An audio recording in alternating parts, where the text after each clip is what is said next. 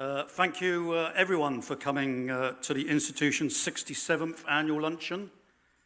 And to head off any queries, no, I've not been to all of them, most of them perhaps, but not all of them. As you can see, it continues to be a very popular event. We have a full house again, including the balcony tables with the panoramic view. So it's great to be able to come together again to celebrate another successful year and to start getting in the festive spirit. I'm very honoured to be able to speak to you as CIHT President, and I know that as ever, and as you were with Tricia, you will be patient, well-behaved, and will listen intently for the first 20 minutes. Well, I hope that the Rowsell Right table does at least anyway, so please. I have a theme for the year, of course. We have to have a theme, strategic collaboration in transport. That's about working together to address the strategic issues facing the highways and transport sector, and I'll come back to that. I'm delighted to be able to follow in the steps of Sue Sharland. Sue on the top table there, thank you, Sue. Sue did a fantastic job as our second female president. She focused on technology developments and their impact on travel behaviours and future journeys. She has very much helped establish CIHT's strong diversity credentials within and beyond the industry. And thank you very much, Sue, for your successful year. Thanks also to my fellow trustees and all those members of our regional committees, boards and panels who give up so much of their time voluntarily for the CIHT. Of course, my thanks to the CIHT Britannia Walk team, led by Sue Percy, for all the fantastic work that they do, including the organisation of today's event. And I must thank my business partners at Rowsell Right, Gary and Andy, for keeping our business going while I swan off around the country, basically. So thank you, guys. And I will be in serious trouble if I don't thank my wife, Liz, who has been very supportive and accompanied me on many regional visits. We had a particularly enjoyable trip to the Scottish regional annual dinner region. So we call it a region. We do know it's a country, of course. We visited the fantastic Glasgow Transport Museum, which covers all modes of transport, including walking, and as part of that display, they had many different types of shoe in the museum on display. So Liz looked at it and immediately declared herself a transport specialist. So she might have also declared herself a procurement specialist as well. But, ladies and gentlemen, it will not have escaped your attention that we are in a period of uncertainty and surprise. There have been quite a few of them. The Conservatives defied the polls to win the general election with a majority. Jeremy Corbyn winning the Labour leadership election twice. The Brexit vote, Theresa May replacing David Cameron as Prime Minister. Boris Johnson, Foreign Secretary. Not many predicted that, I fear. Dare I mention Donald Trump, President-elect. And here I am, Steve Rowsell, CIHT President.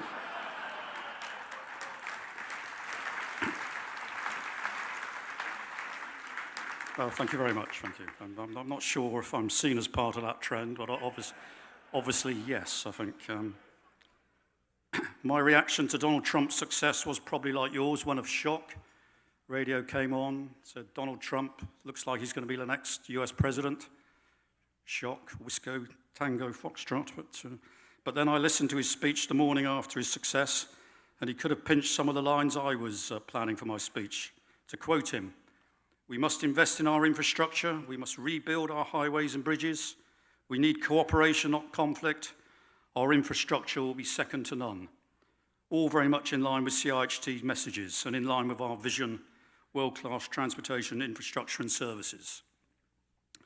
It's obvious that I must seek an early meeting with my fellow president following his inauguration in January to share some ideas. Clearly, some of his other comments were totally unacceptable, and I would point him in the direction of CIHT's Diversity and Inclusion Toolkit and our core values. He may eventually see the error in his ways. And there's another flying pig. But, I'm pleased to report that I've taken over as president at a time when CIHT is in strong position, as indicated by Sue Percy, a growing membership, now over 14,000. We are attracting a younger, more diverse membership with more females joining. We have nearly 80 corporate partners and growing, new membership grades for graduates and apprentices. We already have 100 apprentice members, and it would be great if you could encourage your apprentices to join. CIHT is increasingly more influential and plays a key role in shaping transport policy, with initiatives such as our Futures project and the review of the major road network. We are developing our offering to the public sector and are establishing a collaboration forum for public and private sector discussions. Professional institutions have an important role to play in the current political climate. The importance of transport in developing global opportunities in a post-Brexit world gives CIHT a particularly relevant role. There are already many transport issues making headlines: increased spending on the strategic road network, investment for regional transport, such as the Northern Powerhouse and the Oxford to Cambridge Transport Corridor, the condition of local roads and pothole repairs, HS2, the high-speed rail project, which in itself has a major impact on the strategic road network. Heathrow third runway approved, possibly. Before there's too much cheering. And if it is to be Heathrow, then there'll be major impacts to address on the M25 and M4. Next year, you may have picked up on this in the Queen's speech, we are due to have a modern transport bill setting a framework for autonomous vehicles and the UK's first spaceport. Yes, that's right, our first spaceport. Fantastic. Much is happening across different transport sectors, and collaboration between sectors is one of the areas we need to improve.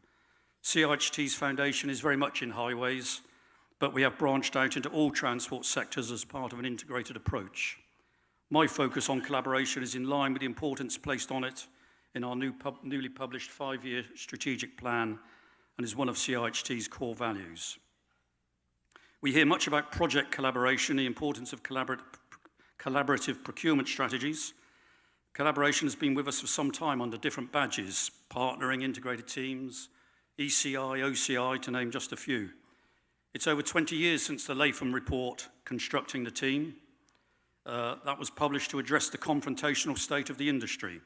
At that time, I was a Highways Agency Divisional Director looking after national schemes under construction. That included Newbury Bypass. That wasn't the biggest project I worked on, but it was certainly one of the most memorable.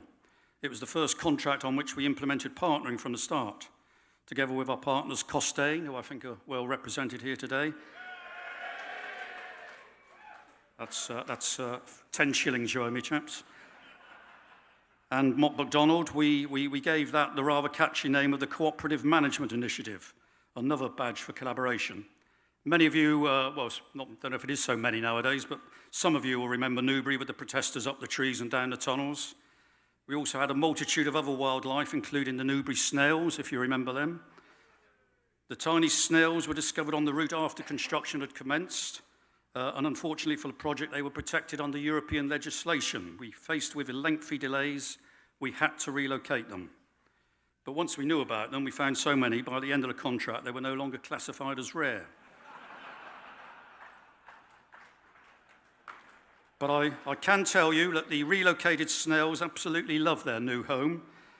And the last I heard, they were breeding like rabbits, but at a more leisurely pace. I gave a presentation on Newbury at a conference in Paris, and someone in the audience said that in France, with the help of a little garlic, they'd have dealt with the snails in a different way.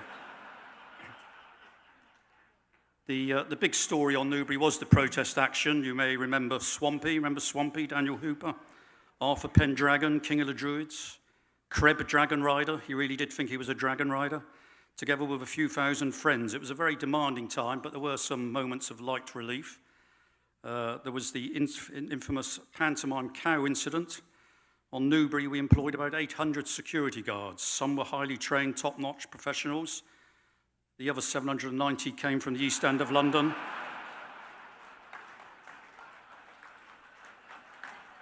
They were generally West Ham or Millwall supporters, but they were there to provide a ring of steel around the work areas and to keep protesters out. So it was a little disappointing that one day they managed to allow a pantomime cow to break through the cordon. But not to worry, there were also several hundred police there to arrest intruders under the new offence of aggravated trespass, as it was then. So the cow was cornered, arrested, taken to the magistrate's court. There, the front end of the cow pleaded guilty. And you know what's coming? The rear end pleaded not guilty, because he had his head up his mate's arse and couldn't see where he was going. So he claimed he didn't know he was trespassing, which was a... So it was a... It was a good attempt, but both were found guilty, bound over to keep the peace, and of course that had no effect whatsoever. But the real success of Newbury and other projects at that time was to introduce partnering into a confrontational industry. Since then, collaborative delivery methods have become more sophisticated, but there is some way to go before collaboration is fully embedded. We've seen the development of excellent collaborative tools, such as the Highways Maintenance Efficiency Programme Toolkit, but its application by local authorities needs more consistency to obtain the full benefit. In the UK, we have a world-leading supply chain, including many of you here today. I believe that with improved collaboration, we can deliver truly world-class transport infrastructure and services. Clients need to recognise and release the potential of the supply chain to innovate and to deliver improved productivity. We must move away from adopting strategies which do not make best use of resources and at worst risk dismantling the supply chain. Looking forward, investment in transport infrastructure is vital to the UK, and we need to be in a fit state to deliver the plans. The position on skills and resources is critical. It is exacerbated by the lack of diversity in the industry. CIHT is working hard to address the skills and diversity challenges. I'm very proud that in the CIHT we've had 2 female presidents in 3 years. I'm delighted with the positive response to the publication of our Diversity Inclusion Toolkit and the launch of the associated charter. Yes, we do need more diversity, but I'm not going to apologise for standing here as a middle-aged white male. Did I get away with middle-aged? Or... I'll take that as a no. Diversity isn't about replacing existing vital male resources. It is about bringing in more diverse recruits to the profession to make us representative of society and our customers. I am going to make a prediction. Within 5 years, companies who do not address the gender and diversity issues will be struggling to maintain their position in the industry. I believe that those companies will struggle to attract the best resources. They will increasingly struggle to win new contracts, and their corporate reputation will suffer. Industry diversity, however, isn't something to be tackled just by individual companies. A collaborative approach is needed to make the industry attractive to a more diverse pool of talent. CIHT is encouraging that through its Diversity Charter scheme. Over 30 companies have already signed up to it, so don't get left behind. Sign up to the Charter if you haven't already. So that's my theme for the year, strategic collaboration in transport, an initial focus on skills and diversity, but as relationships develop, tackling a wider range of key issues associated with improving productivity and delivery. There are other topics I should have mentioned. I know some of you will be disappointed I haven't covered the position on the post-Brexit procurement regulations. I do have a few PowerPoint slides if anybody's desperate.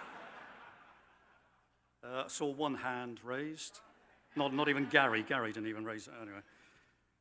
But I also know how much abuse I will get if I carry on much longer. So I'm very grateful to all of you for supporting the 2016 annual Luncheon and for the fantastic work you are doing in the highways and transport sector. As I said, I do believe that in the UK we have a world-leading supply chain, and I'm very proud to be part of this industry. I hope it's not too early to offer you best wishes for the festive period and for a great new year, which hopefully will bring a bit more certainty and perhaps fewer surprises. Thank you.